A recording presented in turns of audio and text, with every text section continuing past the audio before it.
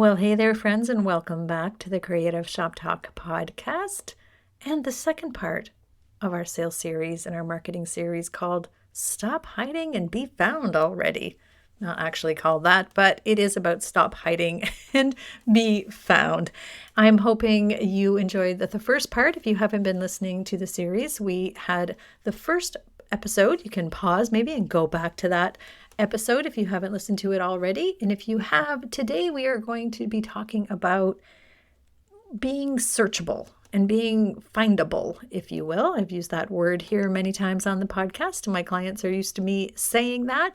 It's really important that people can find us. So last week we chatted in the first part about expanding awareness of our shop and the reason that's important, the reason that we need to keep growing the audience that we have and attracting new people who are talking about us and who are chatting about us and who know we exist. And that might be far and wide, and it might be down around the corner. We all know that it's sometimes frustrating when people say, I didn't know you were here, that you've been running your business for 17 years in the same location, and they still do not know you're there. It happens. It's going to continue to happen. We all need to get over that, right? But we really want you to be the one in town that everybody knows exists. So we want to know who we're talking to. We want to know where they are and how we can reach them.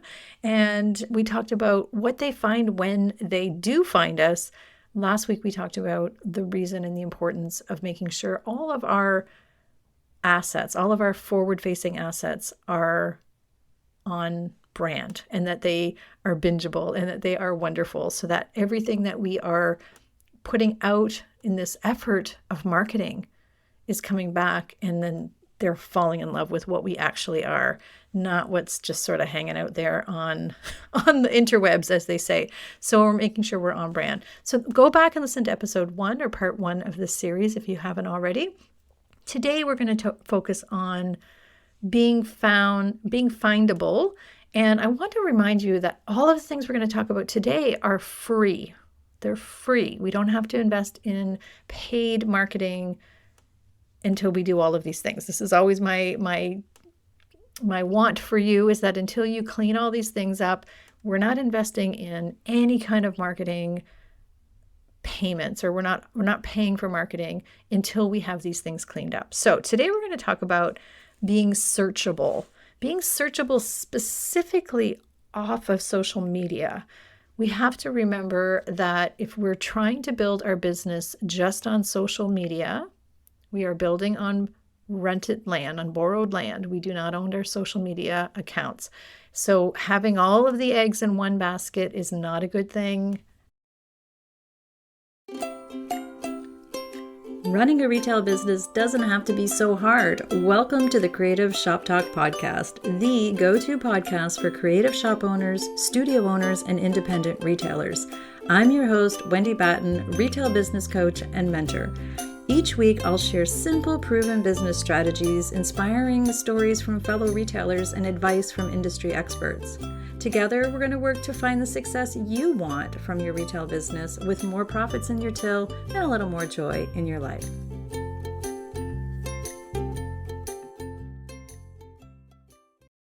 If you're a regular listener to the podcast, you know I'm going to tell you to grow your email list and all the other wonderful ways we can keep our clients engaged, nurtured. However, one of the very beginning parts of our relationship and the customer journey is about being findable off of social media. What if they're not on social media? What if they're not on the platform that you're spending all your time? What if you lose your platform?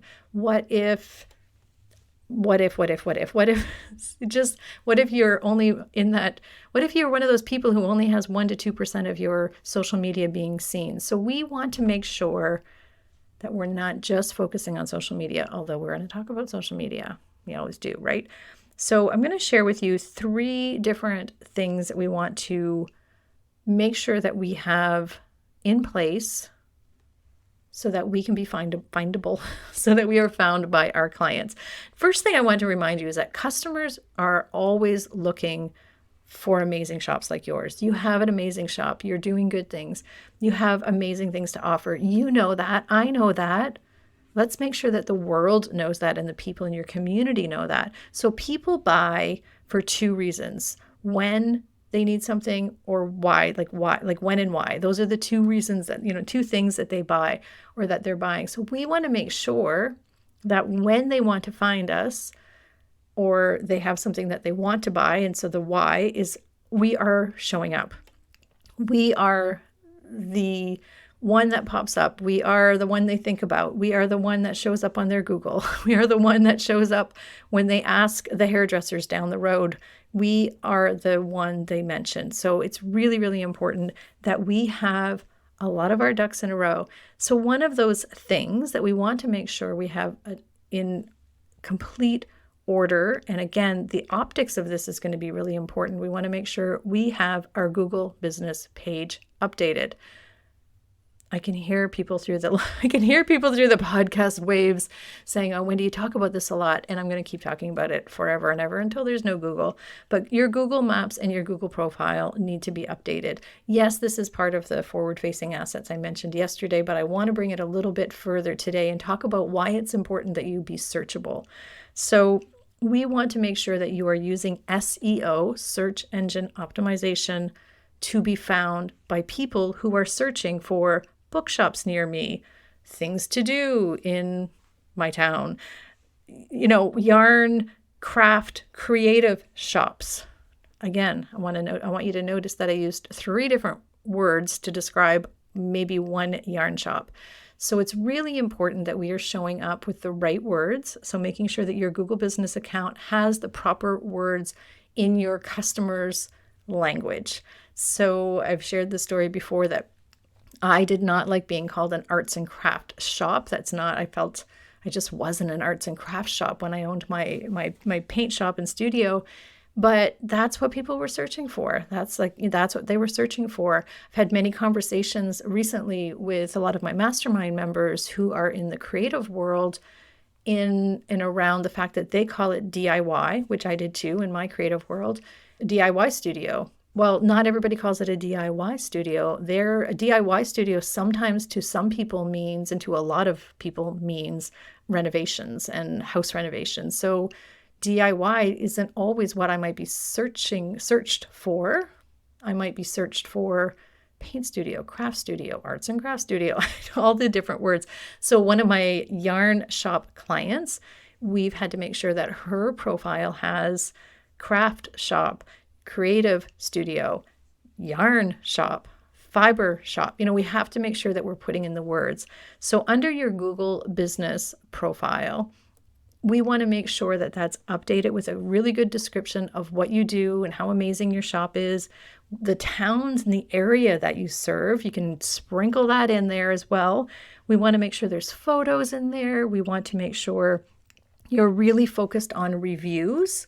We want to make sure that reviews are a highlight that you have in there, and that it's super inviting, and that you have the SEO words. And by inviting, I'm going to go back on that. By inviting, I mean not just a very proficient, detailed description of what you do in your shop. We want to make sure that your vibe is coming out in your Google description.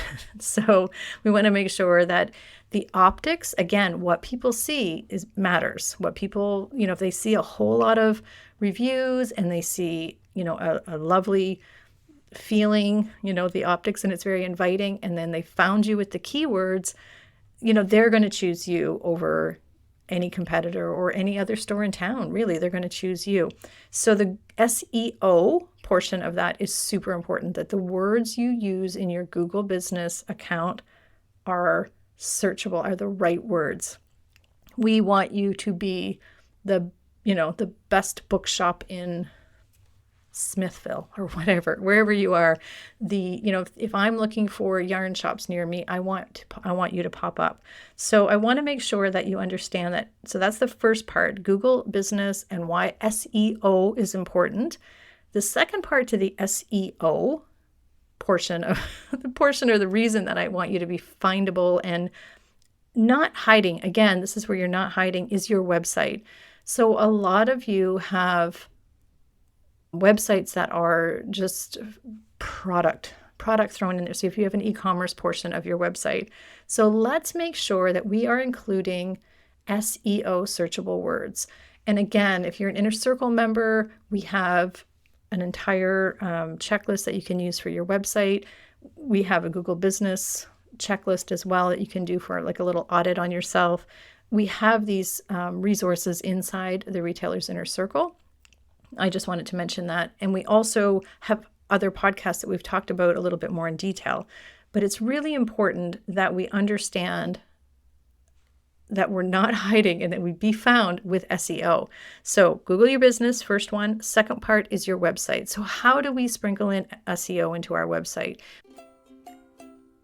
Well, hey there, my friend. I hope you are enjoying this podcast series on being found, being known, and hopefully you will stop hiding because you have a lot to share. I also wanted to share with you at this time, especially if you're a brick and mortar retailer, really looking to level up a little bit on your marketing game without wasting any time, energy, or money, because we just don't have a lot of that to spare these days, right? I want to just remind you that there are 3 different opportunities for you to get the support you need around your marketing. There's no reason not to be able to do this. We've made it super affordable with our 1-hour on-demand workshop. It's called Foot Traffic Made Simple. It is packed with all the basics that you need to kickstart your marketing efforts so that you have all of the areas of the funnel filled, so you can consider what to put in all of those areas for your own feel-good marketing strategy. It's not about what everybody else is doing. It's about filling those parts of the strategy, or putting strategy in place to fill all those parts of the funnel your way so that everybody can find your beautiful shop. We also have a large workshop inside the Retailer's Inner Circle. So if you're looking for a little more support, you're going to want to join us inside the Retailer's Inner Circle. You can grab the workshop called Foot Traffic Made Simple. We have the workshop, we have supporting documents, we have promotional ideas. We also have in that group the opportunity for you to ask me anything inside that group during our monthly roundtables or in weekly posts. So if you're looking for help and you want a fabulous community, you can join us inside the Retailer's Inner Circle. And I should mention, it's not really about me and how I help you, it's about the community. They have all tried these ideas and they have implemented the foot traffic strategy. So they have information to offer and support to give. So I give the advice or the lessons and will help answer any of your questions. The community inside will help support you and with idea generation. We also have one of my favorite things to do is our small group 6-week Sales and Marketing Accelerator program. This is a favorite of mine. It's kicking off in April and it has proven and actionable steps. It's a small group of really dedicated retailers. And if that's you and you're interested in really just having me walk alongside you with a small group of people, let's get together. Join me for 6 weeks starting in April, and we will together build your marketing strategy. This has been a very powerful program. That's why I'm repeating it again this spring. Last year we did it twice. We've had retailers take it both times with great success, and they see such momentum that they're joining us again. I've already been told, like, when are you doing it? And they're already lining up to join us. It is a limited seating capacity. So if that's something that's of interest to you, please make sure you join us. That's called the Sales Accelerator program. It starts in April. I hope you will join us. And I hope you will consider putting into place a full marketing strategy for you and your beautiful business. If any of these programs are of interest to you, check them all out at wendybatten.com. Let's make it happen. Okay, my friends, let's get back to the show. We make sure that our town is mentioned. We make sure that the descriptive words are being used and the products that we have and the services that we have.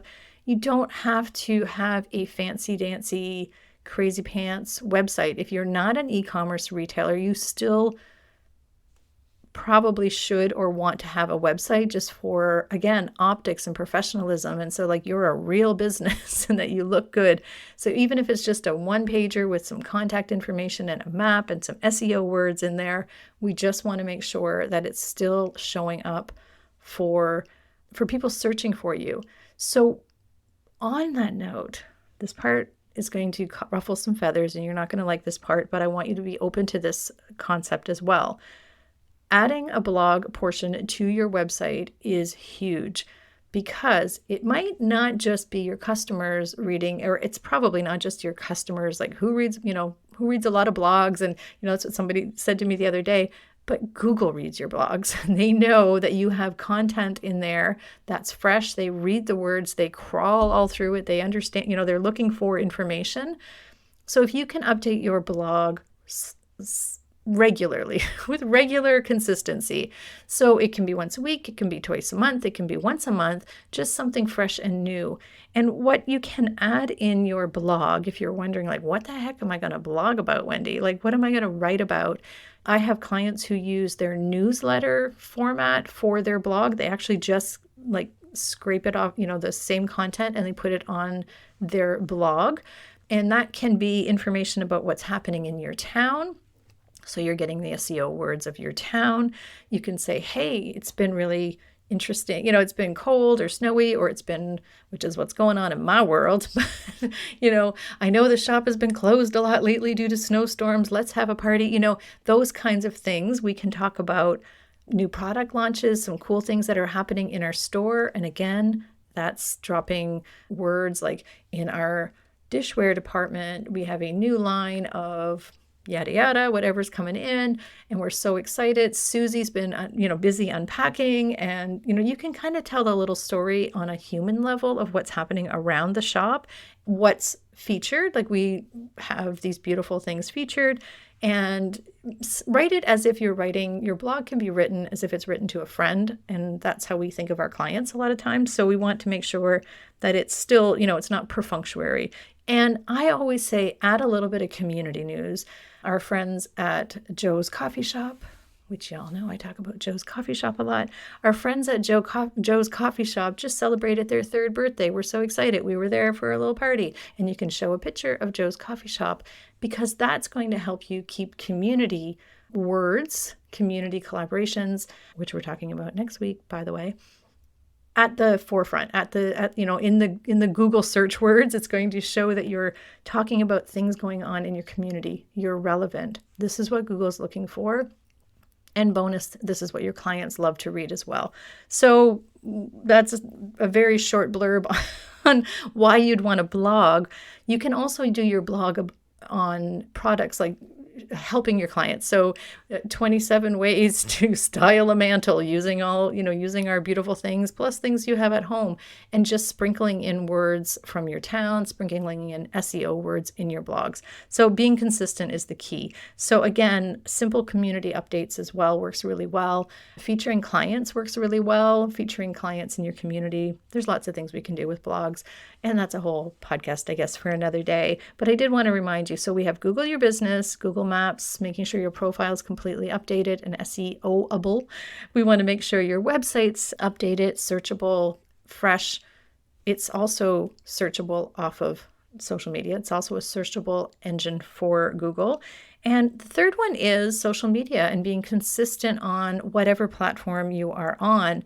And I know that that's more of these are all more of tasks, but they're also part of a strategy. So we're not just going to do social media for the sake of social media or the website or the Google business. We're doing this for strategy. And our strategy, as I want to remind you, is what is the goal? Well, our goal is to be searchable by new clients, new eyeballs. How are new people finding us? And then the tactics and how we're going to do that is updating our Google business so we're findable, keeping our website updated so it's fresh and Google's finding that, it's crawling that.